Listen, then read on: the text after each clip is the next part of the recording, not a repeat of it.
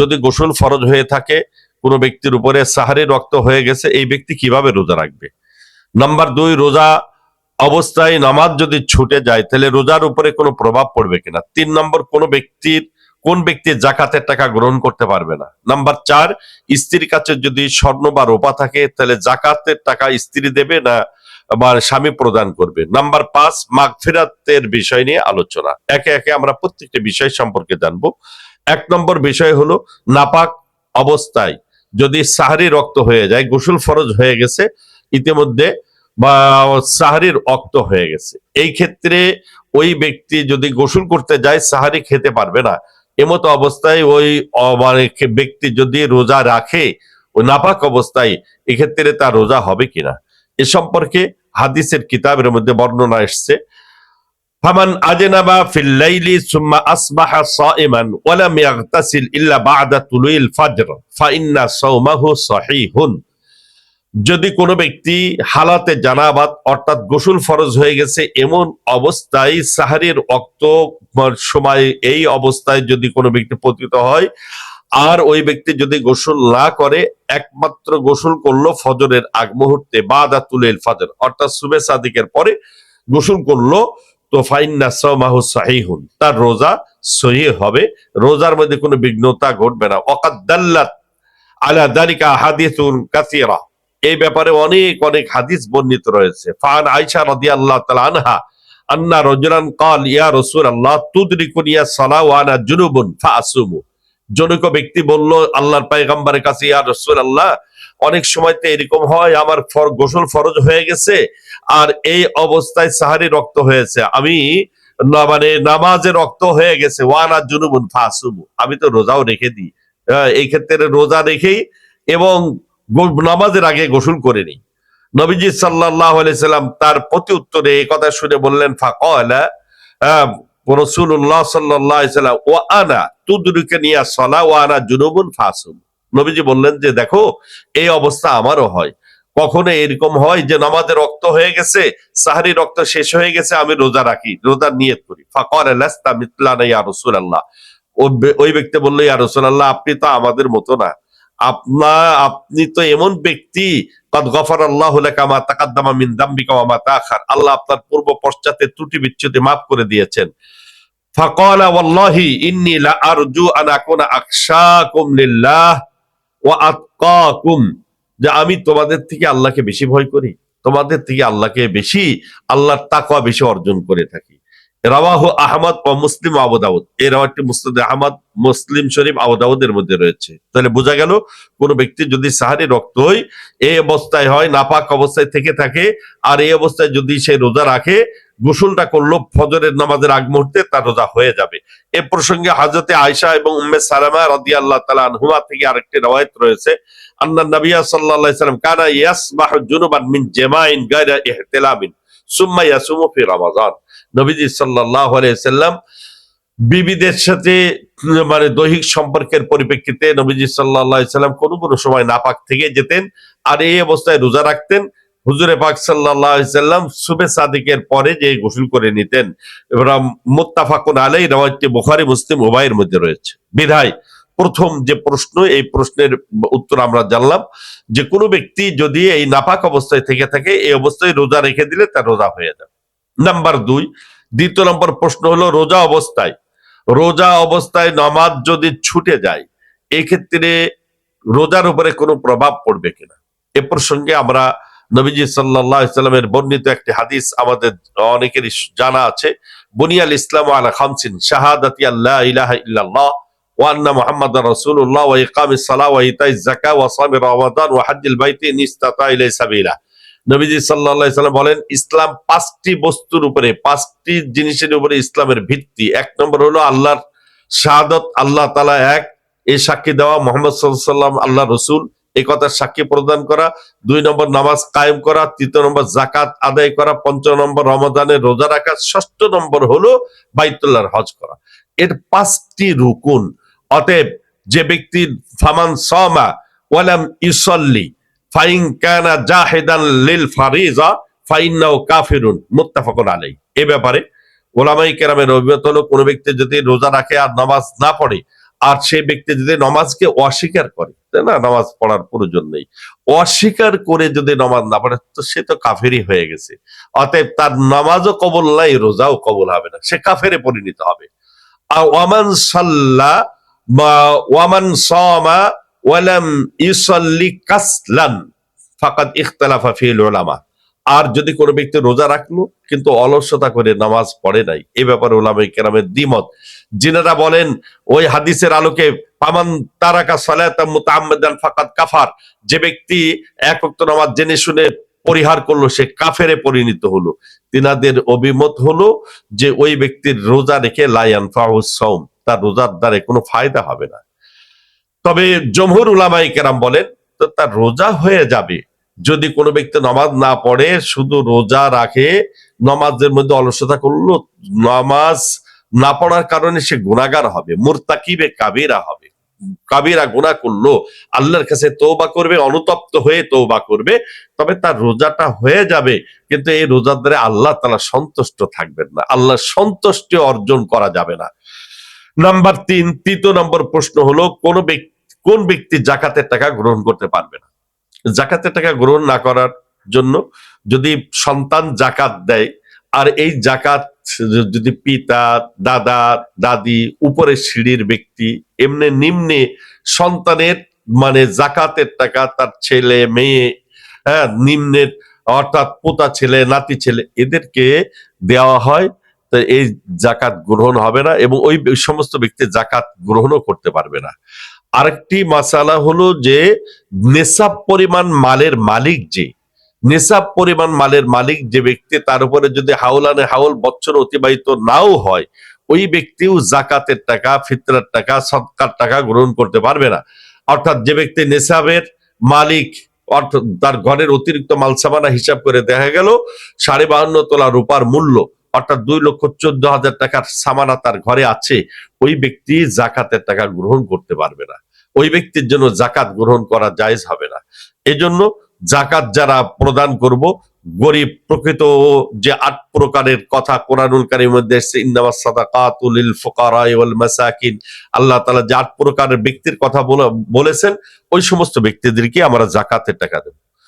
4 নম্বর বিষয় আমাদের জানা দরকার যে স্ত্রীর কাছে যদি স্বর্ণ বা রূপা থাকে, তাহলে এই ক্ষেত্রে এই স্বর্ণ রূপার জাকাত কে দেবে? এখানে একটা বিষয়, স্ত্রীকে স্বামী যেটা স্বর্ণ বা রূপা গহনা হিসাবে দিয়েছে, এটা আগে বুঝতে হবে যে এটা কি তাকে মালিক বানাই দিয়েছে না শুধু ব্যবহারের জন্য দিয়েছে। অনেকে এরকম নিয়ত করে থাকে যে স্ত্রীকে একটু উপঢৌকন হিসেবে দেয়া দরকার, বিদায় স্বর্ণ রূপা দিয়ে দিলাম, প্রয়োজন ক্ষেত্রে আমি আবার এটাকে বিক্রয় করে বিদেশে যাওয়ার সময় বিক্রয় করে দেব, পরে আবার দিয়ে দেব, তাহলে এটাকে বিক্রয় করার নিয়ত করলো।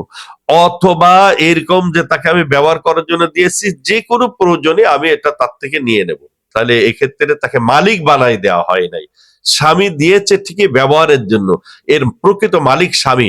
তাহলে এক্ষেত্রে স্বামী এই ক্ষেত্রে পরবর্তীতে ওই জাকাত দেওয়ার দায়িত্ব স্বামীর উপরে থাকবে, স্ত্রী এই জাকাত দেবে না, স্বামীর দেওয়া লাগবে। আর যদি নাকি স্ত্রী কে পরিপূর্ণভাবে মালিক বানাই দেয়, স্ত্রীকে যদি পরিপূর্ণভাবে মালিক বানাই দিয়েছে যে ঠিক আছে এটা তোমাকে স্বর্ণ রূপার যে গহনা অলংকার দিয়ে এটা তোমাকে দিয়ে দিয়েছে, এর মালিক তুমি। মালিক কাকে বলে? মালিক তো বলা হয় যে হিয়া তাতাসাররাফু ফি মালিহা বিহাইসু মা তাশা, স্ত্রী ওই সময় মালিক হবে বা মালিক বলে গ্রহণ হবে যদি স্ত্রী এই গহনা অন্য কেউ দিয়ে দেয়, স্বামী কিছু বলতে পারবে না। দেখা গেল স্ত্রীকে একটা হাতের রুলি, গলার নেকলেস বানাই দিয়েছে, সে বলল যে আমার এই নেকলেসের প্রয়োজনে আমার বোনকে আমি দিয়ে দিলাম, আমার মাকে দিয়ে দিলাম, স্বামী এক্ষেত্রে কিছু বলার অধিকার রাখে না। কিন্তু দেখা যায় অনেক ক্ষেত্রে পারিবারিক মানে জীবনযাপন করতে যে স্বামী যদি জানতে পারে যে আমি এত টাকা খরচ করে তারে অলংকার বানাই দিয়েছি আর সেটা সে তার মাকে দিয়েছে, তার বোনকে দিয়েছে, এই স্ত্রীকে ঘরে রাখতেও রাজি না, তাহলে বোঝা যাচ্ছে মালিক তাকে পরিপূর্ণভাবে বানানো হয় নাই, অন্তরের মধ্যে মালিক তাকে বানাই নাই।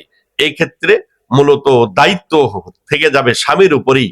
এই জাকাত প্রদান করা, যেহেতু স্বামী তাকে মালিক বানাই দেয় নাই, ব্যবহারের জন্য দিয়েছে। হ্যাঁ, যদি স্বর্ণ রূপার প্রকৃত মালিক স্ত্রী হয়ে থাকে, স্ত্রী যদি নাকি তার মালিক হয়ে থাকে, সে যদি অন্যত্র এটাকে ব্যবহার করে, অন্যকে দান করে, হ্যাঁ, তাহলে স্বামী কোনো কিছুই বলবে না। এক্ষেত্রে দায়িত্ব হলো স্ত্রী তার স্বর্ণ রূপা যেটা তার কাছে সংরক্ষিত, এটার মূল্য হিসাব করে, যদি স্বর্ণ রূপা আছে এটার মূল্য যদি হিসাব করে দেখা যায় 2,14,000 টাকার মূল্য বা পরিমাণ স্বর্ণ রূপা আছে, তাহলে এর 2.5% জাকাত সে তা প্রদান করবে। যদি নগদ ক্যাশ নাও থাকে, তাহলে প্রয়োজনে কিছু রূপা বিক্রয় করে হলেও এটা তার 2.5% জাকাত তাকে দিতে হবে। যেহেতু জাকাত যদি নাকি না দেয়, জাকাত ওয়াজিব হওয়ার পরে, জাকাত ফরজ হওয়ার পরে জাকাত যদি না দেয়, তো মুসতিলা মালহু ইয়াউমাল কিয়ামাতিস সুজান আকরা, হাদিসের মধ্যে কঠিন ভয়াবহ সতর্কবাণী নবীজি বলেছেন যে তার মালকে আল্লাহ তাআলা বিষধর সাপে পরিণত করবে। নাম্বার 5, আজকের যে বিষয়, যে সময়টা চলতেছে মাগফিরাতের সময়, আল্লাহ তাআলার কাছে ক্ষমা প্রার্থনার সময়, নবীজি সাল্লাল্লাহু আলাইহি সাল্লাম বলছেন আউসাতুহু মাগফিরা, মাহে রমজানুল মুবারকের শেষ দশকে আল্লাহ তাআলা বান্দার গুনাহগুলি আল্লাহ তাআলা মাফ করে দেন। এখন মাফ করার জন্য, আল্লাহর কাছে ক্ষমা প্রার্থনার জন্য বা ক্ষমা পাওয়ার জন্য কি শর্ত? মুফাসসিরিনে কেরাম এই ব্যাপারে 5টি শর্ত উল্লেখ করেছেন। 1 নম্বর শর্ত হলো আল ইখলাস ইলাল্লাহ, খুলুসান, আল্লাহ তাআলার দরবারে, আল্লাহর কাছে মনের থেকে ইখলাসের সাথে একাগ্র চিত্তে আল্লাহর কাছে ক্ষমা প্রার্থনা করা, আল্লাহ ভুল হয়ে গেছে, গুনাহ করেছি, তুমি মাফ করে দাও। নাম্বার 2, ওয়া আইয়াকলা আনিল মাসিয়া, নাম্বার 2, যে সে গুনাহ থেকে সম্পূর্ণ পৃথক হয়ে যাওয়া, যে গুনাহ থেকে তওবা করতেছে ওই গুনাহ থেকে পৃথক হয়ে যাওয়া, যে ওই গুনাহর মধ্যে সে জড়িত না থাকা, যে চোখের গুনাহ থেকে আল্লাহর কাছে তওবা করতেছে কিন্তু অন্য কোনো মহিলার দিকে তাকায়, কোন যুবতী মহিলার দিকে তাকায় তাকায় আস্তাগফিরুল্লাহ লা হাওলা ওয়ালা কুওয়াতা ইল্লা বিল্লাহ পড়তেছে। অথবা দেখা গেল চোখের গুনাহ বিভিন্ন প্রকার অশ্লীল কার্যকলাপ ভিডিওতে দেখে, ওইগুলার দিকে তাকায় তাকায় আবার লা হাওলা ওয়ালা কুওয়াতা ইল্লা বিল্লাহ তওবা করতেছে, ওই তওবা আল্লাহর দরবারে কবুল হবে না। তার দ্বিতীয় নম্বর হলো আইয়াকলা আনিল মাসিয়া, গুনাহ থেকে পৃথক হয়ে যাওয়া। নাম্বার 3, আইয়াজিমা আজমান জাসিমান আল্লাহ ইয়ারজিয়া ইলাই, যে 3 নম্বর শর্ত হলো যে মনের থেকে প্রতিজ্ঞাবদ্ধ হওয়া যে আর কখনোই আমি ওই গুনার দিকে যাব না, যে হাতের গুনাহ, পায়ের গুনাহ, চোখের গুনাহ, যে সমস্ত গুনার দিকে আমি করেছি এই গুনাহ আর কখনোই করব না, এর উপরে প্রতিজ্ঞাবদ্ধ হওয়া। নাম্বার 4, 4র্থ নম্বর শর্ত হলো আইয়ানদিমা আলাইহি বিল কলবি, একবারে মনের থেকে বিগত জামানায় যে গুনাহ করেছে এই কারণে লজ্জিত হওয়া, অনুতপ্ত হওয়া, আল্লাহ তাআলার কাছে অনুতপ্ত হওয়া যে আমি আল্লাহ ভুল করে ফেলেছি বিগত জামানে এই গুনাহ করে। নাম্বার 5, 5ম নম্বর শর্ত হলো আইয়াতুবা ইলাল্লাহি আযজা ওয়া জাল ক্বাবলা ইয়াসিলা ইলা হালিল গারগারাতি ক্বাবলাল মাউত, অর্থাৎ মৃত্যুর পূর্বে হালাতে গারগার, অর্থাৎ শেষ নিঃশ্বাস শরীর থেকে বাইর হয়ে যাবে তার আগ মুহূর্তে, ওই অবস্থা আগ মুহূর্তে আল্লাহর কাছে খালেদ দিলে তওবা করা। এমন না জান কবজ হয়ে যাচ্ছে ওই সময় তওবা করলে সে তওবা আল্লাহর দরবারে কবুল হবে না। এজন্য গুনাহ হয়ে যাওয়ার সাথে সাথেই আল্লাহ তাআলার কাছে ক্ষমা প্রার্থনা করা। আল্লাহ রাব্বুল আলামিন সদা সর্বদা বান্দাকে মাফ করার জন্য প্রস্তুত। বান্দা আল্লাহ তাআলার দরবারে যদি অনুতপ্ত হয়, তওবা করে, আল্লাহর কাছে ক্ষমা প্রার্থনা করে, তো আল্লাহ তাআলা ওয়াদা করেছেন, আল্লাহ তাআলা বান্দার ব্যাপারে ওয়াদা করেছেন, কুল ইয়া ইবাদিয়াল্লাযিনা আসরাফু আলা আনফুসিহিম লা তাকনাতু মির রাহমাতিল্লাহ ইন্নাল্লাহা ইয়াগফিরুয যুনুবা জামিআ, হে নবী আপনি বলেন আমার পাপাচার গুনাহগার ব্যক্তিদেরকে যে তারা আমার রহমত থেকে নৈরাশ না হয়, পূর্বে যা ত্রুটি বিচ্যুতি করেছে এই ব্যাপারে যেন রহমত থেকে নৈরাশ যাতে না হয়। লা তাকনাতু মির রাহমাতিল্লাহ ইন্নাল্লাহা ইয়াগফিরুয যুনুবা জামিআ, সুনিশ্চিত আল্লাহ তাআলা তোমাদের সমস্ত ত্রুটি বিচ্যুতি মাফ করে দেবেন। অতএব এই 5টি শর্ত খেয়াল করে আল্লাহর কাছে মাপ চাবো। তবে আরেকটি শর্ত, আরেকটি কথা আমরা জানবো, যদি গুনাহটা হুকুকুল ইবাদের গুনাহ হয় বান্দার হকের ব্যাপারে, হকের সাথে সংশ্লিষ্ট জমির আল ঠেলেছে, কোন ব্যক্তির কাছে টাকা কর্জ নিয়ে আর টাকা জীবনেও মানে দেওয়ার নিয়ত নেই, আল্লাহর কাছে তওবা করতেছে, এই তওবা কবুল হবে না। এই ক্ষেত্রে হুকুকুল ইবাদ যদি সংশ্লিষ্ট হয়, মানে এই গুনার সাথে সংশ্লিষ্ট থাকে, তাহলে ওই হুকুকুল ইবাদ বান্দার হকটা পরিশোধ করে দেওয়া যেভাবেই হোক।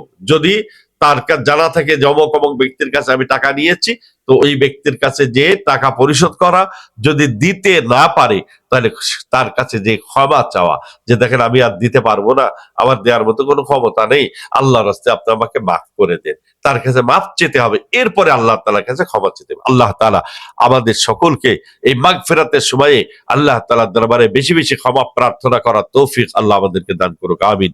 ওয়া আখিরু দাওয়ানা আলহামদুলিল্লাহ।